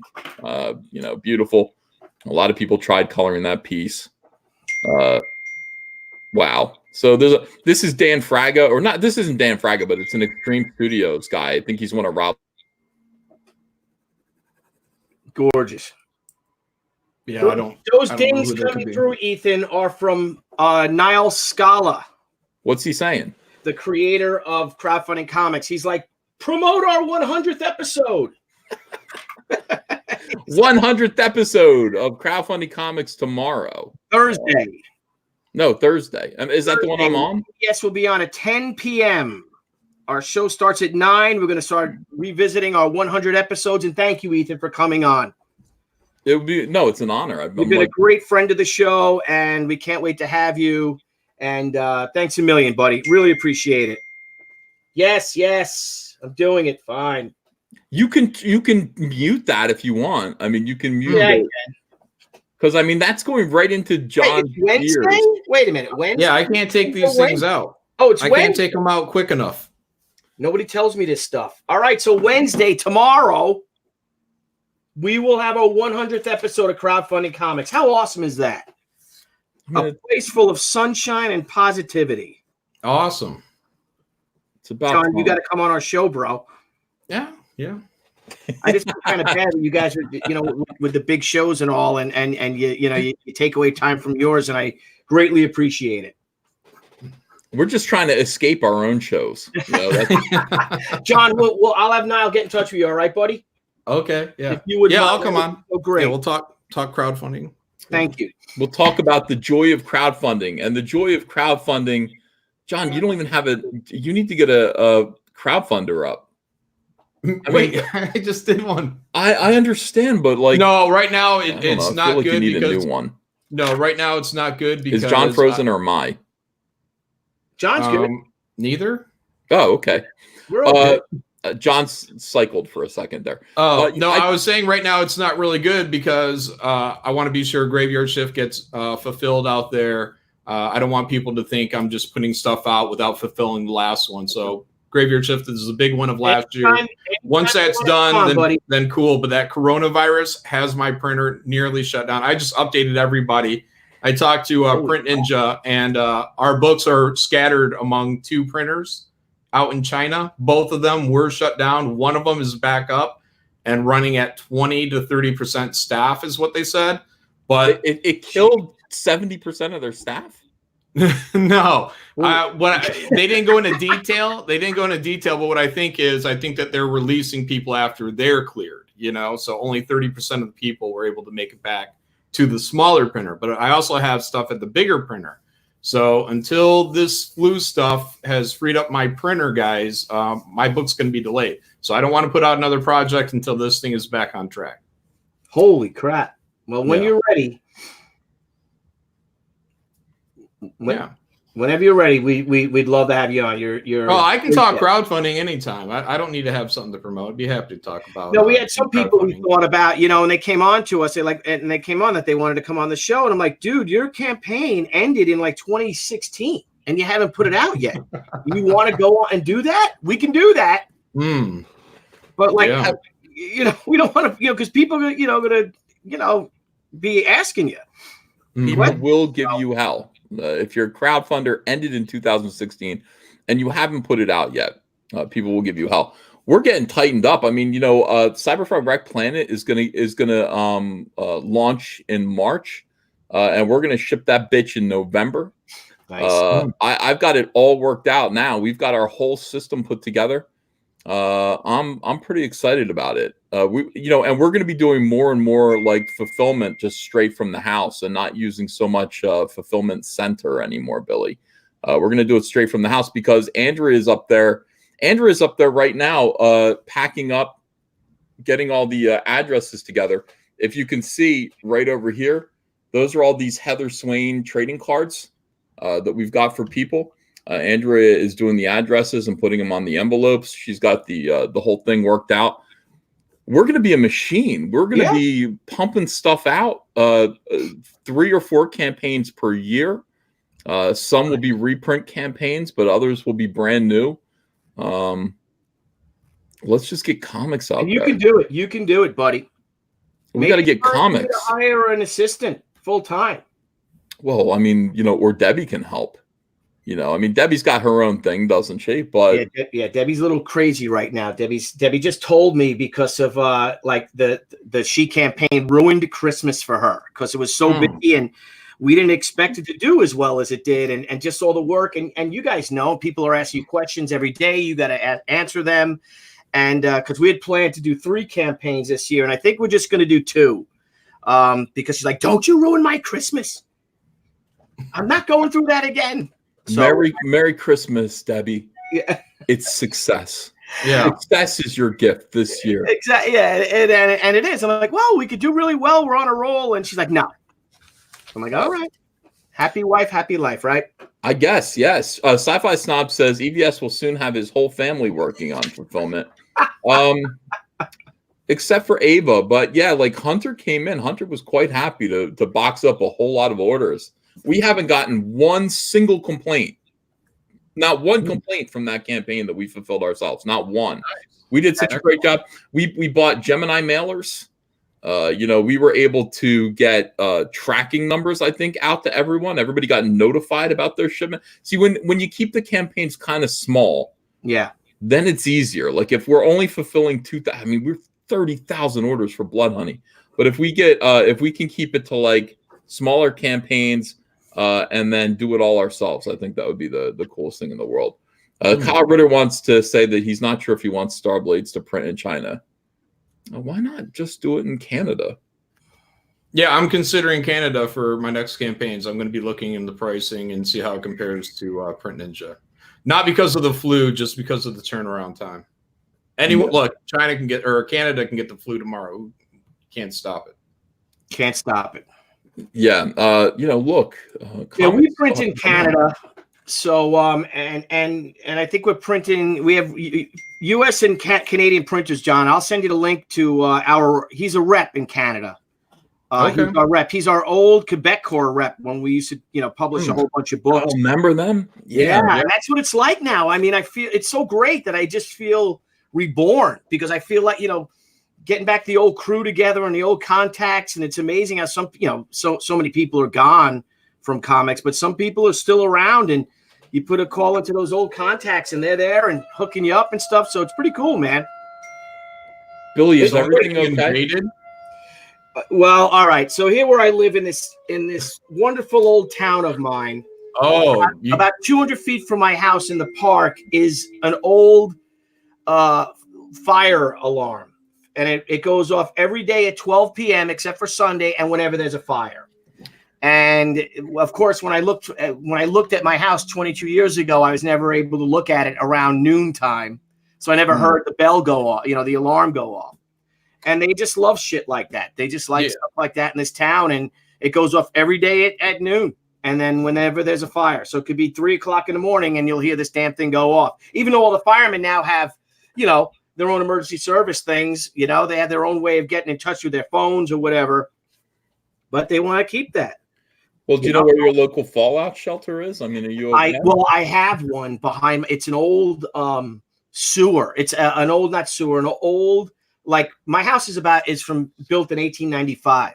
So there's an old sewer, septic tank or sewer. Where it's a sewer because it's beautiful, huge brick lined tube container. It's got to be 10 feet or 12 feet by 12 feet, maybe something like that. A big cylinder, say 10 by 12. And it's this beautiful brick line to make a nice wine cellar or a fallout shelter.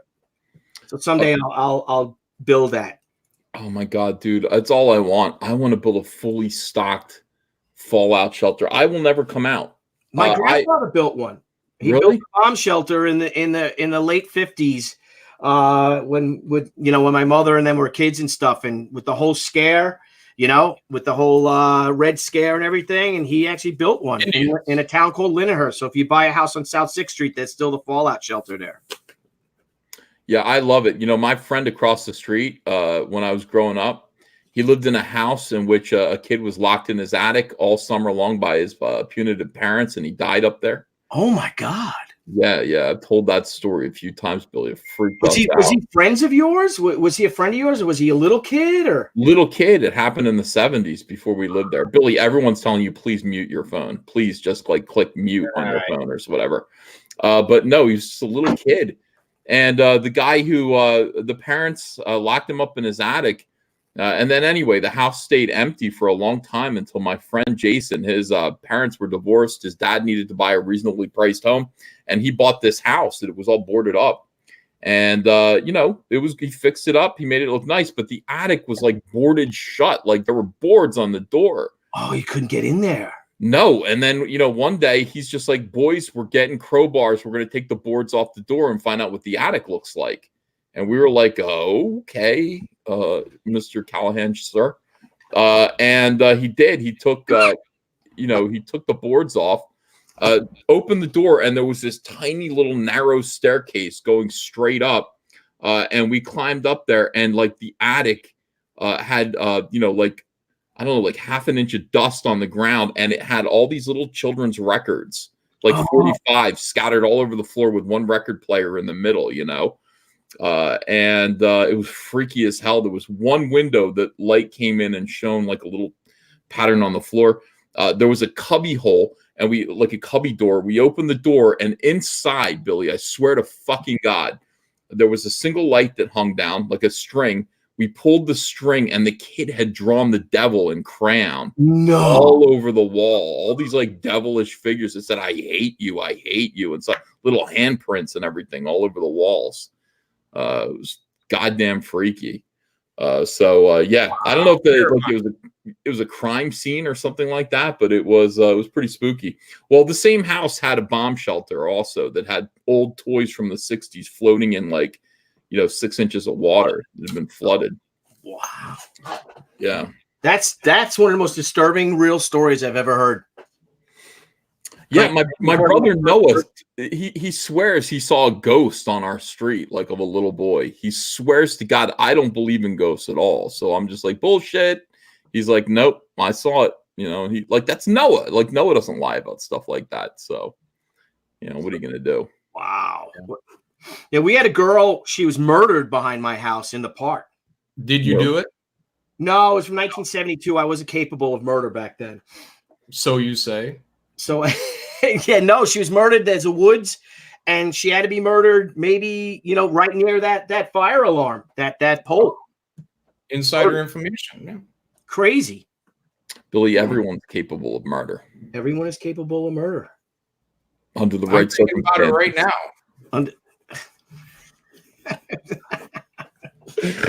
I fucking love John Malin. So very upset about let's just go over what we talked about here. Very upset about Kelsey Shannon's two beautiful cover designs. Neither of which is going to, and I don't understand it. Let me see if Zach's watching right now and yelling at me. No, he's not. I don't understand why Zach is not publishing these. I don't get it. Here is one cover design. As you can see, hey, what's he doing? He's like fanning a 6-gun. I mean, what is this? Yeah, he's hitting the hammer. Bam, bam, bam, bam, bam, bam. All right, So this is one little girl down here. Like, what's this girl doing in hell? Yeah, blow her up. Have her wrapped around Stallone's waist, like he's protecting her, and then her clothes are falling off.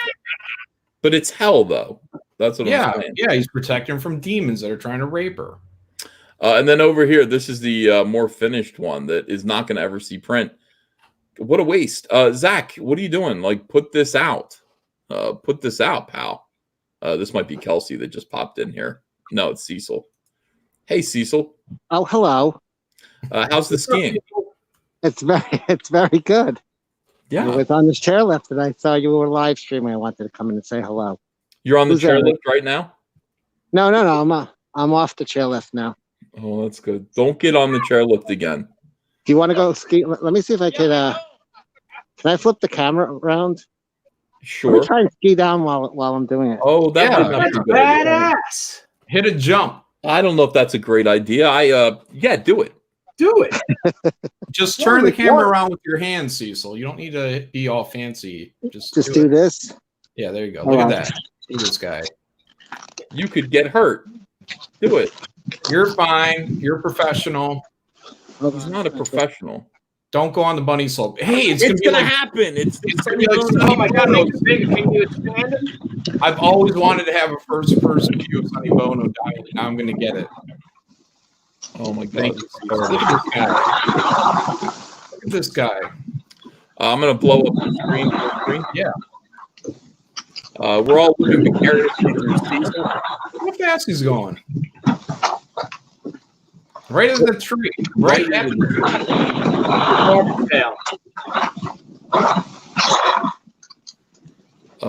Yeah, I'm gonna leave the audio on in case people hit. There we go. No! Hello? Keep going. What are you doing? Yeah, what are you stopping for? I don't know. I didn't know if I was even still doing this. It's Yeah. going great. And why are you missing all the trees? I'm sorry. I promise. I haven't started drinking yet. I don't usually drink when I ski, though. Well, go But ahead. there's a lot. Keep skiing, Cecil. Keep skiing. All right.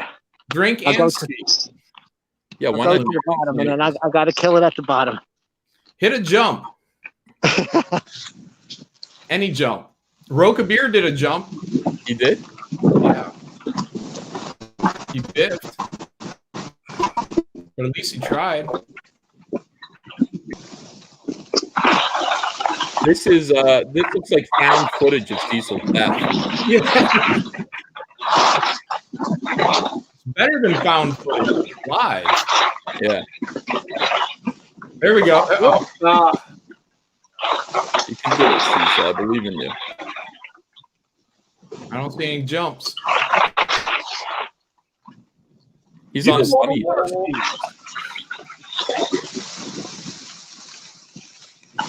Hit a kid. Okay. I finished the run. How'd it look? It looked good if your goal was to not die or hit a jump. That was my goal. It looked kind of gay. All right, I don't know. I got people that I'm with that are looking at me like I'm weird. I'm weirder than usual. I just wanted to say All hi. right. Thank you, Cecil. Bye. Thanks, Cecil. So that was a live report from Cecil, who is currently. People say Cecil's a bum and a leech, and maybe he is, but he has a good time. You know what I mean? It's not It's cheap to go important skiing, you know. No, he's able. He exploits, his family, his wealthy family, very well. All right, so this is important. I just got word that I did just win White Lily by Preston Poulter. Congratulations. Thank you. I won it on eBay. A lot of people don't know what I'm talking about, so let me just explain. This is something that happened early this morning. I don't know why Comicsgate does this to me. I really don't know why they do this. They talk about me all day long. And, I guess I'm supposed to just sort of ignore it, but I can't when it's funny. And Billy, you can stay out of this. Don't worry. This is controversial stuff here. I'll learn. I don't know what's going on. So, all right. So Preston Poulter is obsessed with the resale value of my books on eBay. And if he finds one that sells for kind of cheap, he likes to gloat. He says, got some bad news for you on the value of the much vaunted salamander. They talk like supervillains. no, he doesn't. He doesn't do that. He There's does. monologues. Vaunted. This is how Lex Luthor talks. He says, got some bad news for you on the value of the much vaunted Salamandroid cover, sold for $31.27. So Salamandroid, one copy of it on eBay, sold for $31.27. It was bid on, like somebody put it up for bid, and that's what it landed at. This is big news for Preston, and Preston is going to gloat about this, not because somebody got a great deal. And by the way, if you can get a copy of Salamandroid for $31.27, good for you. But he thinks this means that Cyberfrog is over with. So I did a little search on eBay, and I found his book, White Lily, $4.99, signed by Preston. Buy two, get one free. So somebody has, buy two, get one free for $4.99, and it's been signed by Preston. So that's significant. And by the way, nobody's buying it. Like, there are no bids. Nobody ordered it. So I went ahead and I offered 99 cents. There you go. And you got a signed book for 99 cents? No, I got three of them. Wow. So I offered 99 cents for his buy two, get one free autographed White Lily #2 by Preston Poulter. And I just got word that my offer of 99 cents was accepted. Some might say you overpaid. I think I overpaid too. All right, so now I got to go, and I got to make sure that I give this guy his $1. You guys might think that I am lying about that. You're like, you're lying. There's no way, Ethan, that is true. Let me prove to you. How much is shipping? Well, that's where they're going to stick me, I'm sure. Get you. That's where they're going to get you. Here we go. You made a deal at 99 cents, which was the lowest. I tried to offer 50 cents. They said it had to be at least 99 cents. Next, make your payment. I will. Congratulations, Ethan. Buy More Comics has accepted your offer. Please select shipping and make a payment to receive your item. Accepted offer, 99 cents plus shipping. You saved $4 below the asking price. So I think that's a good deal. Now, I don't know if that's indicative of a trend of the value of Preston Poulter's work. I wouldn't want to say that. Indeed, that's what he wants to say about me.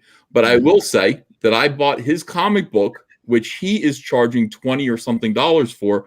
I got it for 33 cents. So my advice, if you're interested in Preston Poulter's work, is to just wait and buy it secondhand on eBay. That's what I did. Or I will sell you one of my 2 copies at a profit, 35 cents each. Damn.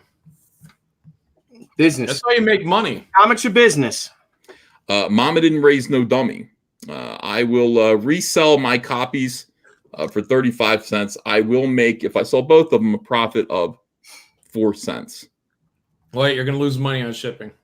No, the shipping, obviously, don't worry. I will charge the appropriate amount of shipping. I'm not going to lose money on this deal, John. You should sign them too. Maybe I will. I will sign them. All right, so we've already got bids. 35 cents confirmed. Sci-Fi's. That's a great picture too. Sci-Fi's. Oh my God, what is wrong with these people? Stop arguing with Comicsgate. Get on board with Comicsgate. Support your local creators like I do. That's what I do. I support my local creators and try to make a difference every single day. That's what I do, Billy. Incredible. I know you do. I know. Gentlemen, I have to split. It was a pleasure. Good to see you. If I have time, if you're rolling later, I'll pop back in, Ethan. I'm gonna sign off now anyway. I want to get back to work, but I really enjoyed it. Thank you guys for being here. I was just gonna do a quick thing to talk about the Sinestro Corps show. I want to talk about Max. I talked about it enough. I don't know how I feel about it yet. Let's see how it looks. I hope I get paid. I would like some money. That's what I would like. That is my main concern. Making cash money. Just some royalties. Oh, I got to read some super chats. Don't go yet, John. Just 1 second. Okay. John, just hang in there. Let's see here. This cancel culture was always there, says Chucky Wookie. Trump paranoia brought to the fore. Nepotism, manipulation, and narcissistic now endured after. Thank you, Chucky Wookie. That is absolutely true. Pilgrim Driver says, Hail Caesar from South Tampa, Florida. Jabba the Cuck says, you ever thought of entering a jousting competition with that nose of yours? Holy shit. Jabba, how dare you? Jedi Knight and friend to Alita says, is it true women didn't shave downstairs in the 70s? They shaved probably in their bathrooms. Or attics. Or attics, yeah. 200 Watt Studio says, I can't believe John Malin gets to be on a stream with Billy Tucci. What a big moment for John. Liam Gray says, every man on earth should dress like Rod Serling. I like Rod Serling was a good dresser. He was a very good dresser. Yeah. Cecil of Christmas Past says, Hail Malin the King. Hail Corsair brother Tucci. Corsair, yeah. Heck yeah, man. Danny Rendon says, waiting in Billy Tucci cover to buy. Waiting on Billy Tucci cover to buy, I think he meant. Yes. Liquor Jim says, anyone can Photoshop soup cans. If Andy Warhol was so great, why didn't he create She in Demand on Indiegogo or Graveyard Shift or Starblades? The tough questions. I like that. Thank you. Liam Gray says the Eagle cover is absolutely phenomenal. As a comic book cover, it's full of energy and great, powerful perspective shots. Mind-boggling. It's rejected. Yep. Yeah, I think I'm going to do that pinup cover. I like that idea now. The more I think about it. Oh, Allow Ethan those Crow's for- back. Oh, You're back. come on. Yeah, I'm Am I back. Okay. Your boy had a fit of brain damage to not allow those to go forward. I would have backed both of them. 200 Watt Studio says EVS laughs in the face of death. Well, everybody else's. JDC says, hello, I've been away from Comicsgate since late 2018. When I left, EVS and Mike S. Miller were fighting. So glad that's over. So what's going on now? Amateur Ant says, John's going to ship the coronavirus right to our homes. Matt G, thanks for the $1. Zebulon Pike says, Billy, for the love of God, mute your phone. Thanks. 200 Watt Studio says $2 to pay Billy to mute his phone. Amateur Ant says, Cecil rather skied down the Hershey Highway. LOL. A lot of brutal people in here today. 200 Watt Studio says, Cecil, either hit the tree or sing Stop Wasting Time. Yeah. like I said, cruelty left and right in Comicsgate. I was even getting calls that after I muted it, I was getting calls from people. One was Black Cat Guy, a bunch of your fans that I'm friends with are calling me, even though they know I'm on and they see me on live. They still have to call me. That's just what my friends They do. just want to make your phone ring. I think so, probably. I want to thank everyone. Thanks, John, for being here. Thank you, Billy. And we'll see you again later. I'll post another video tonight. Thanks for having me on, Ethan. This was fun, buddy. I agree. It was fun. Take care. See you guys later.